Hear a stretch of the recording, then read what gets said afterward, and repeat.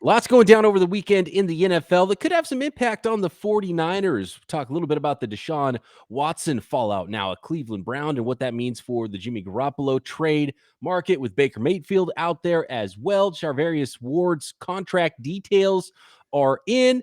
More notes on one of the newest 49ers, Ray Ray McCloud, and special teams demon George Odum. A lot on special teams on today's Locked On 49ers coming up right now. You are Locked On 49ers, your daily San Francisco 49ers podcast, part of the Locked On Podcast Network, your team every day.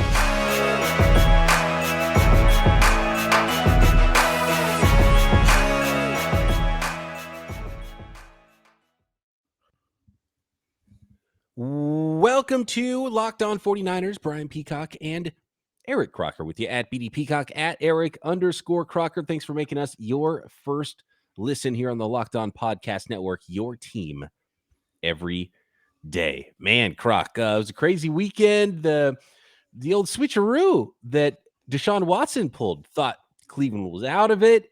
Thought he was going to Atlanta. Everyone's trying to get him over to go back home in Atlanta. Maybe it's the Saints that were going to win it with Deshaun Watson. He ends up with the Cleveland Browns, Croc. And Baker Mayfield had already requested a trade, which might have been the catalyst to the Browns going back to Watson, caving on like everything contractually, even with all the stuff Deshaun Watson's going through. I mean, the sexual assault allegations and the civil suit that's upcoming. And man, they bent over backwards. They did everything they could for Deshaun Watson. $230 million guaranteed, put his first year contract at $1 million. So if he gets suspended without pay for the season, it's not going to hurt him in the pocketbook. If it felt a little greasy, what went on there? A lot with the Browns. And I mean, look, it's crazy because Browns fans have been through so much in their lives following the Browns, all the losing for decades. And this, getting the best quarterback talent-wise that they've had that entire time, is what's sending some Browns fans looking for a new team to root for. So this is crazy. And then the league's going to be mad at the Browns because they're trying to circumvent the fine. And if he does get suspended, which I assume he will for at least, I don't know, 6 games, 4 games, 17 games, who knows what it'll be for Deshaun Watson. A lot still to play out there. And then other agents of other quarterbacks are like, great, now every quarterback's going to ask for fully guaranteed contracts. But to be honest with you, the guaranteed contract stuff doesn't really matter that much because if you're a top NFL quarterback, you're going to see the end of your deal anyway. It's not like people are cutting Aaron Rodgers and cutting Matthew Stafford. So that really doesn't even matter that much. But putting that $1 million salary in year one to try to circumvent the suspensions, man, and then with everything else, feels a little wrong. Feels a little wrong with what's wrong with Deshaun Watson right now. You left off a quarterback that the team won't cut, so he'll see the end of his contract. Jimmy Garoppolo. You forgot him. You named Aaron Rodgers. You named some of these other guys, but you forgot to name Jimmy Garoppolo. Yeah. Will he see the end of his contract with the 49ers? We had high doubts about it, but as of right now, and you talk about you got Deshaun Watson going to the Cleveland Browns. Well, that's a snowball trickle effect. That's another domino. And now you got Baker Mayfield. He has to go somewhere. Where does he go? I did see something about Seattle inquiring about him. But does he somehow go to either the Saints or the Indianapolis Colts? And if so, what does that mean for Jimmy Garoppolo? I have seen that the Seahawks and the Colts have been in talks and in contact with the Browns, and reportedly multiple people have reported that the Browns are asking for a 2 or a 3, a day 2 pick essentially for Baker Mayfield, and look, I don't know how the Jimmy Garoppolo thing hadn't already concluded, and I don't see how the Baker Mayfield thing hasn't concluded already. Like a 3rd round pick, a 3rd round pick to the Seahawks seems like nothing for what we've seen from Baker Mayfield in 2020 before he had, a really injury marred 2021 season. What you could potentially have there in a look. And Baker Mayfield's not perfect, just like Jimmy Garoppolo. I've seen a lot of people argue that because I said that Baker Mayfield now goes to the front of the line for someone who's going to get traded even before Jimmy Garoppolo, and people get mad because it's like, oh, Jimmy's way better than Baker Mayfield. And some teams might feel that way, some teams might not. But according to reports, the teams are talking to Baker right now, and the talks about Jimmy Garoppolo have already happened. So Jimmy Garoppolo, there hasn't been a peep about him even since this, which is surprising to me because I thought this would sort of the Watson thing would get the Jimmy G thing going again.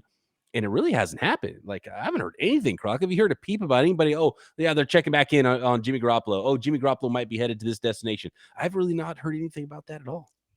Nothing at all. And it's funny. I'm driving back. I was just at a tournament out in where was I? In the Bay Area, Morgan Hill, right outside of San Jose. Yeah, so I'm at this tournament, and we're driving back. I'm with my brother, and we're talking about it. He's a big time Pittsburgh Steelers fan. And he says, I have two brothers. One that's a diehard Dallas Cowboy fan. The other one's Steelers fan. Well, the Steelers fan, he says, the Steelers fan is Angry Donald, right? Angry Donald Cam. Yeah, okay. Hashtag Angry Donald Cam. Yeah. So Donald, and he's not technically my brother, just best friends. We're best friends. I mean, we've been down since middle school, since we were, 11, 12 years old or whatever. But so I'm asking him, I'm like, dude, nobody wants him. And he's like, well, when does the alarm kind of start going off in your head where you start to panic a little bit that y'all might not be able to move them? And I'm like, well, it's kind of already going off because in my head, and what I try to do, I think a lot of people, especially fans, they let the emotional aspect of it kind of, sway their kind of decision making and things like that. I try to look at everything from a player's perspective and coach's perspective. So from that standpoint, it's kind of hard to see a scenario that's ideal for someone else to take on Jimmy Garoppolo at this point. Now, that's not to say a team won't. It's not to say something won't happen, but you're there's not a lot of openings like there were early on, where all these teams could be interested in them. You have really two spots: the Saints and the Colts. And one of those spots might be filled by Baker Mayfield if he doesn't go to the Seahawks. So you got one team, and you got to hope and pray that team is desperate enough to get you. But one thing that my brother said that was interesting, he hasn't been to a Steelers fan, but he's been Steelers game, but he's been to a few 49ers games with me. And his thing is, man, every time I've been to a game with you, with Jimmy Garoppolo playing, the 49ers have won.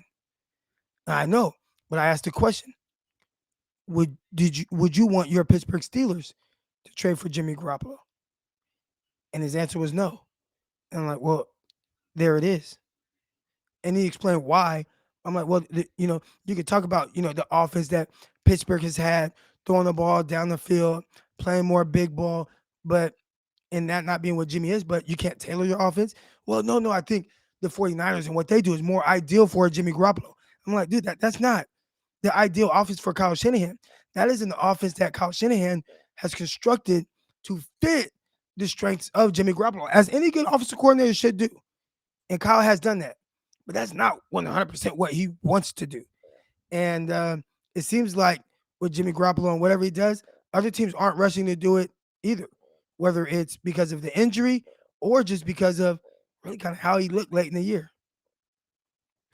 I do feel like there's a bit of a standoff situation, especially when it comes to the Colts and John Lynch not backing down from what he's asking for Jimmy Garoppolo, carrying him into the new league year, talking about keeping him as long as it takes, really. And I guess I wouldn't be surprised at this point if he's still on the team after the draft, although maybe the draft is the next turning point where teams don't draft a player and then are forced into something where, like, okay, we got to go get a quarterback now. Maybe somebody's quarterback gets hurt.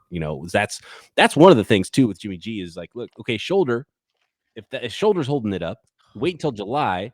If a team didn't draft a guy, they've got bad quarterbacks, or one of the quarterbacks gets hurt. Now it's July. Training camp hasn't started yet. Jimmy's throwing. He's healthy. Team needs quarterback. Maybe it has to go all the way to that point for Jimmy Garoppolo to get traded. But what I find interesting is Chris Ballard's a really good GM for the Colts, and he did a really good job swindling the Washington Commanders for all those picks for Carson Wentz, even though everybody knew they had to get rid of him. So I feel like there's a standoff where John Lynch doesn't want to back down from what he's asking, and maybe Garoppolo would be a really good fit for the Colts, but Chris Ballard doesn't want to up his offer for what he's offering for Jimmy Garoppolo, because if Ballard wanted to go in another direction, he already would have. The Watson thing's done. Right. So he's either trying to get Baker Mayfield or he's waiting on something, because he didn't go out and just rush out and sign Marcus Mariota once Watson told them no, or once the Houston Texans told them no, didn't want to trade him in the division. And the same thing with the Saints. Jameis Winston's there. Sign his ass. They haven't done that yet. So clearly they're trying to check out some other options, right? So that makes me think that there's still a possibility with one of those teams. Why haven't the Colts? They don't have a quarterback right now at all. And they don't seem to care about it. It's kind of crazy. And they don't have a first-round pick. It's not like they're just like, oh, we're going to go draft Malik Willis. They can't do that either. So what are the Colts doing? Are they just not backing down from what they want to offer? Are they going to try to go hard after Mayfield? Then Mayfield goes away. Then they'll make a decision. It'll be Mariota, or it'll be Winston, or it'll be Garoppolo at that point. And the Saints, it seemed obvious that the Saints and Winston were a match, right? But if they haven't gone out and signed Winston yet, are they trying for Garoppolo still? Are they trying for Baker Mayfield? Does the Mayfield thing have to happen first, then the Garoppolo thing can happen? So I don't know. It's really weird, because it would make more sense that nobody's interested in Garoppolo if those teams did something else, but they haven't done that either. So I don't know what the hell to think. And I don't either. And it's a tough scenario, I think, for everyone, but maybe it's just a waiting game. And maybe everyone involved just needs to be more patient and let it play out. But I do know that there are a lot of fans that are like, well, the organization knows what they're doing. And I feel like, no, they don't, by how this has played out. Now, maybe they eventually get something just because the team gets desperate. But right now, the 49ers are at other teams' mercy, as opposed to being the other way around. All right. I want to talk a little free agency next, Croc, about how many resources the 49ers are putting into their special teams. In particular, George Odum. I don't know if you have any thoughts on former Colts safety George Odum that the 49ers signed to a 3-year, $10 million contract. And we both have some connections to some folks that are fans of or cover, in my case, the Pittsburgh Steelers. And so we'll have to go back to Angry Donald's comments on former Steeler Ray Ray McCloud coming up. But first, I'd like to tell the folks out there about Built Bar.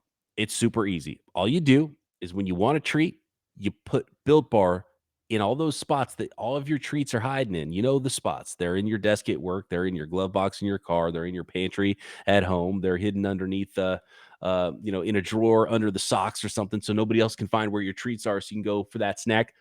Built Bars are the protein bar that tastes like a candy bar. You will feel good about eating a Built Bar because they taste so delicious, but they're low in calorie, low in sugar, low in net carbs, and high in protein. So you also feel good that you ate a healthy snack and you reach for that Built Bar instead of something that could really derail your diet. They got the new Built Bar Puffs out there: churro puff, coconut marshmallow, banana cream pie, all the classic flavors of Built Bars. My favorite is the peanut butter.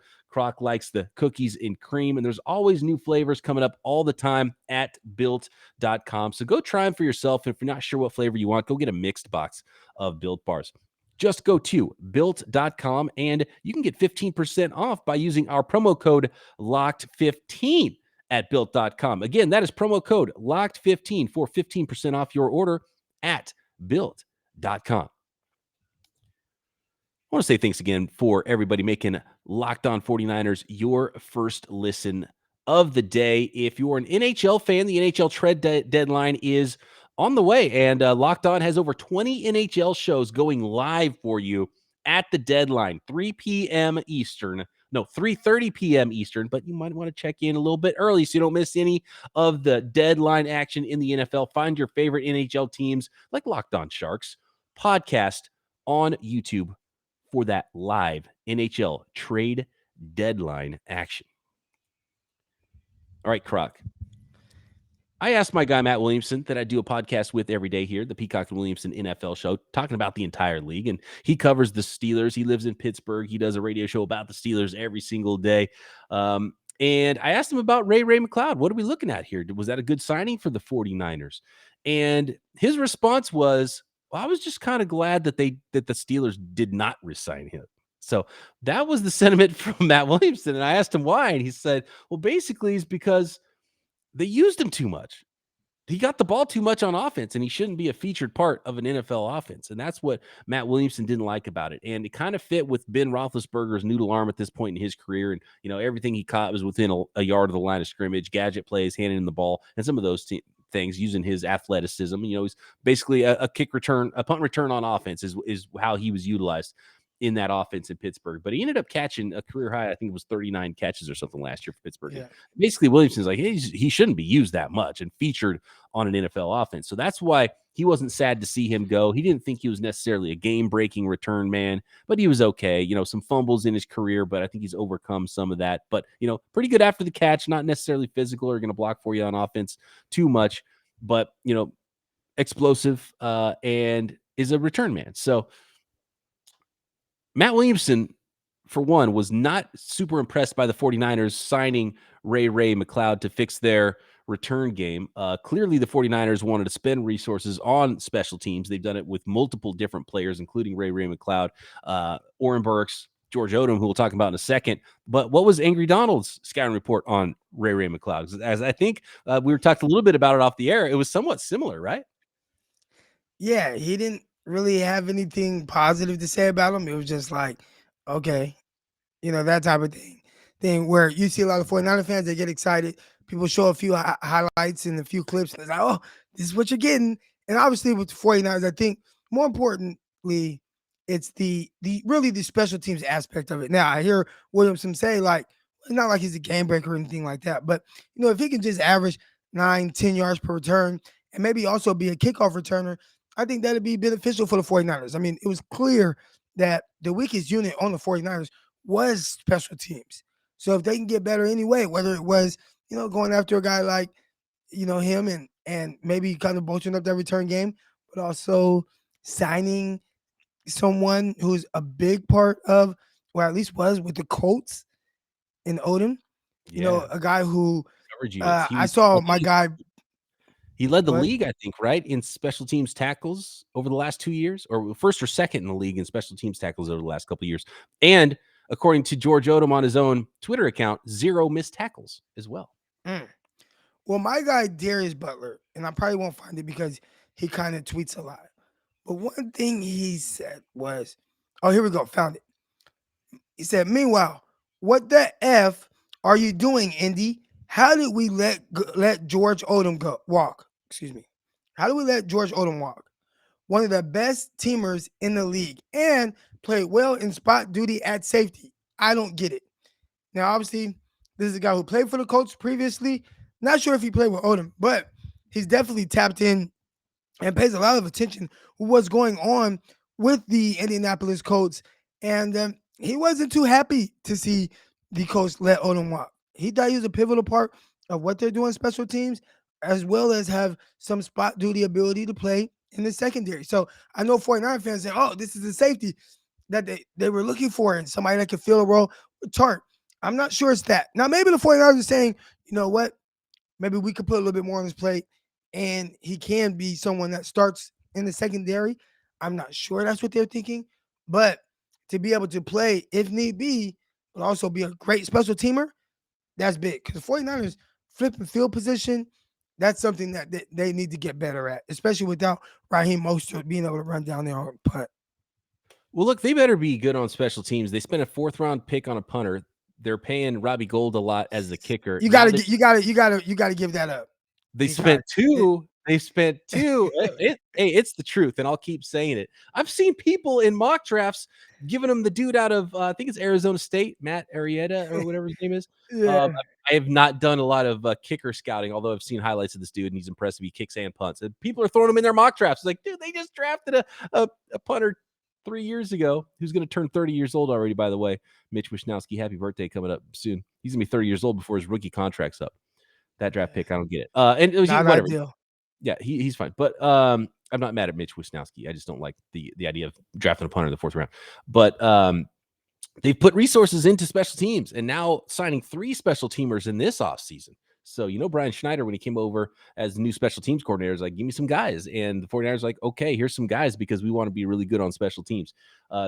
George Odum, 6'1", 201 pounds, out of Central Arkansas in 2018. He was undrafted, ran a 4.5 flat. So he's got some height, weight, speed numbers that fit. I've seen some highlights of him on defense. To be honest with you, I'm not plugged into the special teams coverage units around the league as much as I should, apparently, because George Odum was not on my radar. And when I saw that name sign, I was like, you know what? I maybe have only heard that name twice in my life, and I don't even remember scouting him and looking at him in the 2018 draft as well. But it's funny because we were talking about Ray Ray McCloud and how a lot of people didn't really, weren't super impressed and worried that he was leaving Pittsburgh. Even though he does show some ability and will help the 49ers. I think the Niners want to solidify that a bad return unit for a while. Like, let's just get a guy. And they found a guy, and they just said, let's make sure we make this good. And we'll see what that contract ends up looking like, if it's an actual, a backloaded contract and get out of it in a year if they don't like him or whatever. But I think he'll be a fine player for that. You can hand him the ball on offense and do some of the gadgety stuff too, if you want to not do all that with Deebo Samuel all the time. So, a fine player. So I'm not trashing the Ray Ray McCloud signing or anything like that. I just thought it was interesting hearing those comments. But like almost 100% of fans and people I hear out of Indianapolis are super bummed about losing George Odum. So it's very different. So, from that standpoint, it makes you really more confident in the George Odum signing than the Ray Ray McCloud signing, because when it hurts the folks that he's leaving, that's how he was doing something good for that franchise, and the fans noticed, even for a special teamer. So that was good to see. And he's a former, I believe it was first team All-Pro special teamer. So that holds a little bit of weight. He's a dude. How he's viewed around the league.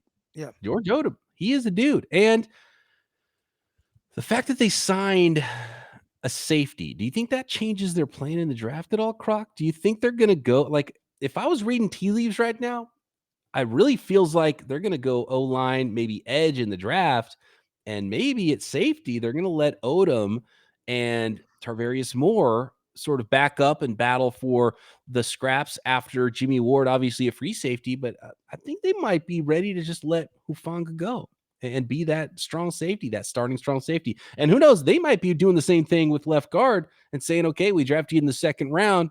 Aaron Banks, it's your job.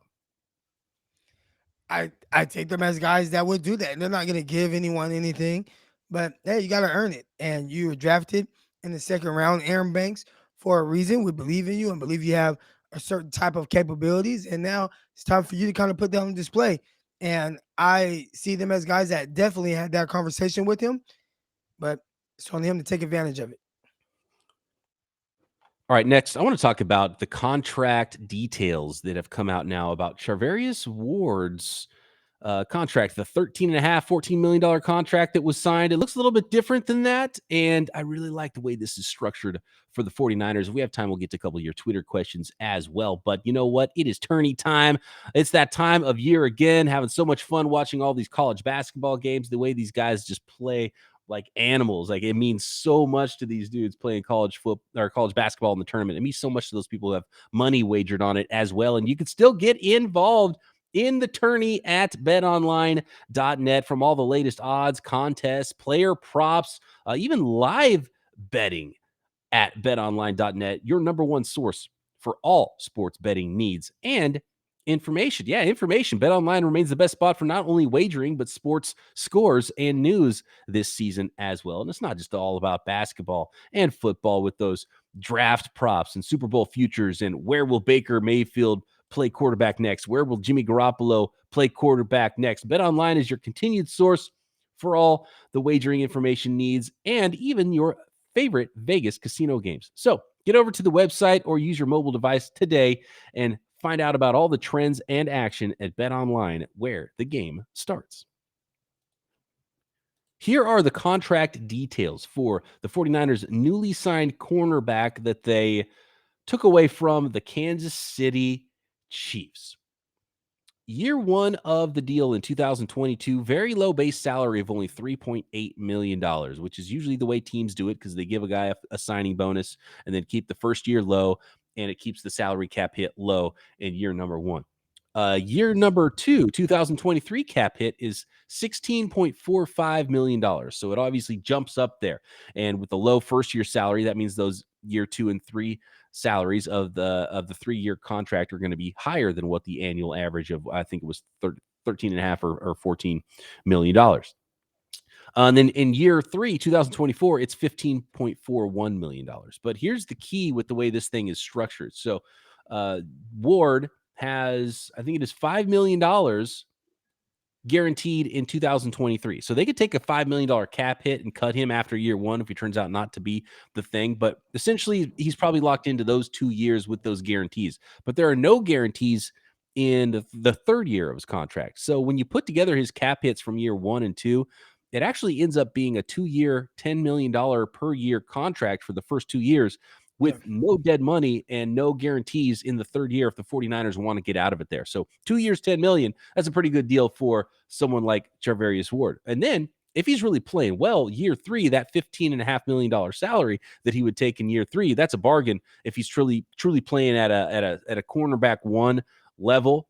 And if not, then you lop off that $15 million salary and you go into 2024 and do something else with that extra cap space. But if not, you have a guy he'll still be in his 20s when he finishes this 3-year contract as well for $15 million if he is really playing well. So I love the way this is structured for the 49ers with the cap hits and the salary structure for Charvarius Ward.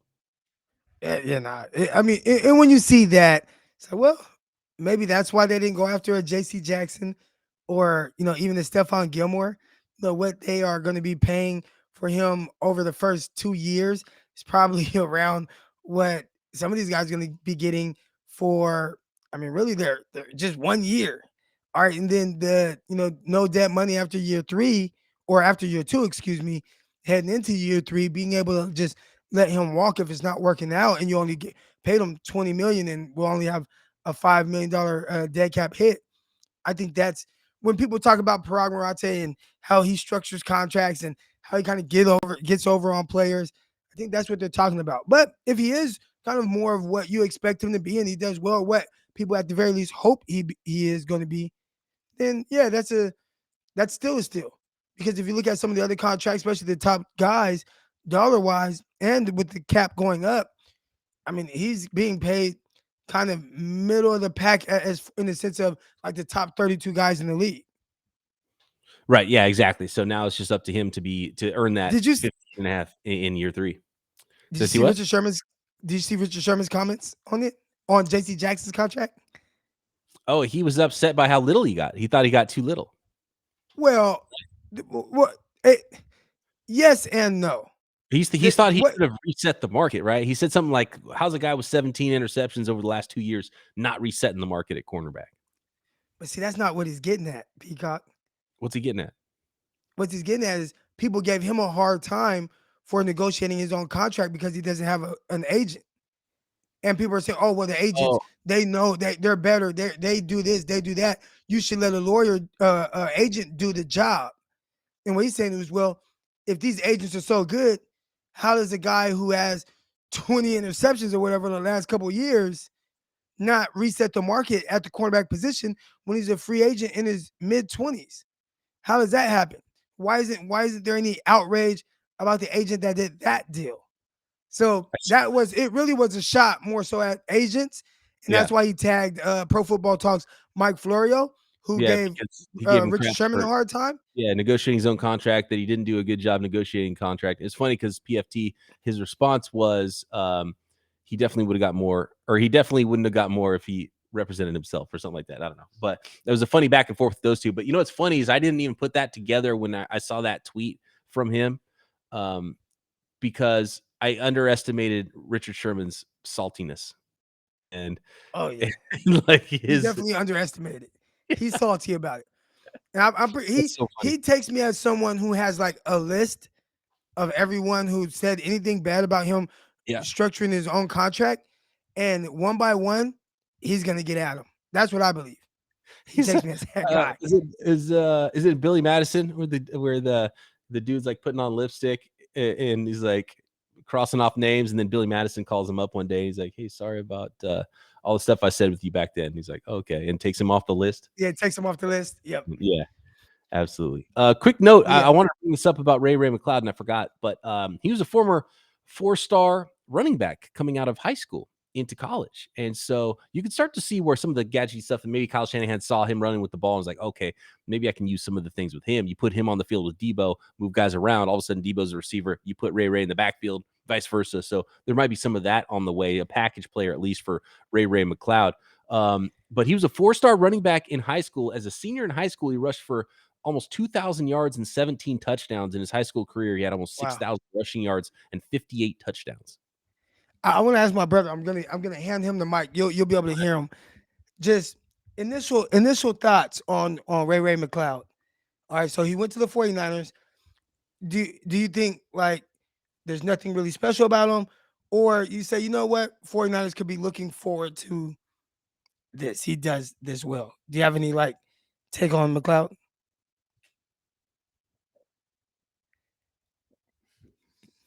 be honest, like, oh, you guys speak to the mic.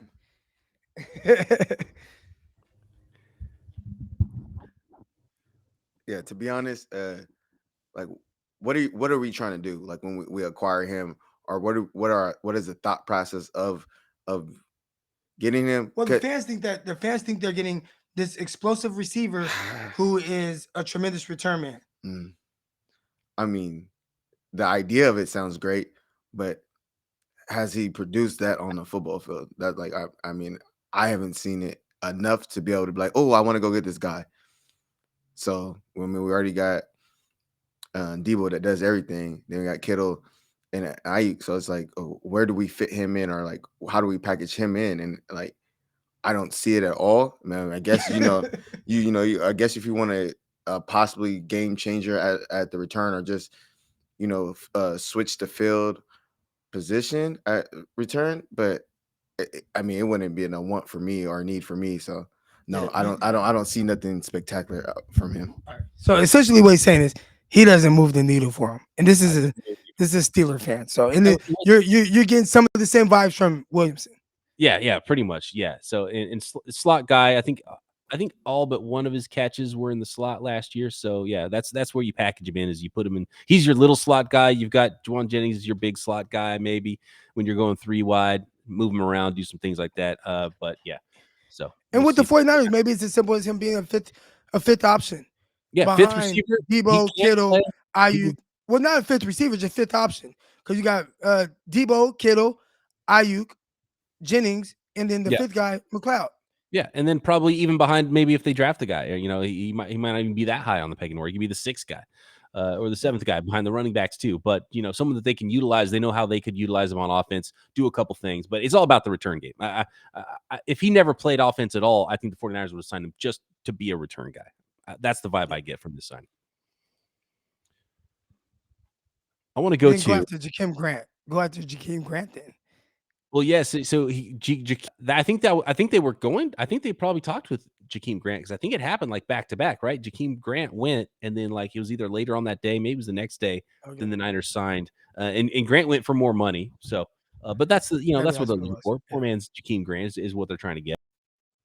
Steve wants to know, why isn't there more talk about Cordarrelle Patterson to the 49ers? And there was a lot of folks that were asking this question because they saw a similar contract for what Cordarrelle Patterson signed. And Cordarrelle Patterson himself was like, hey, man, this is where I wanted to be, so maybe I took a little bit less. He said that on Twitter, because a lot of fans saw how little Cordarrelle Patterson signed for, and they're like, well, here's your guy that can return kicks for you and be, Debo part 2 in that offense. That'd be double trouble. Any thoughts there on the 49ers not going after Cordarrelle Patterson? Again, I think the special teams aspect of it would be the most beneficial part for 49ers. Now, do you want a Debo 2.0 in your offense? Like what having a Debo Samuel is beneficial, because when he steps on the field, is he going to be at running back? Is he going to be at receiver? All right, but if you see Cordarrelle Patterson and Debo on the field at the same time, how much different does that change what you have to do defensively? So I think it's kind of a wash, or like almost defeats the purpose. You're better off just having a pure running back there, especially with Cordarrelle Patterson. I mean, unless he's going to play receiver as well, which he has. I mean, with Falcons, is like he was a running back just wearing number 84. Yeah. What I would say, and I think I actually go back to my guy Williamson on the Peacock and Williamson NFL show.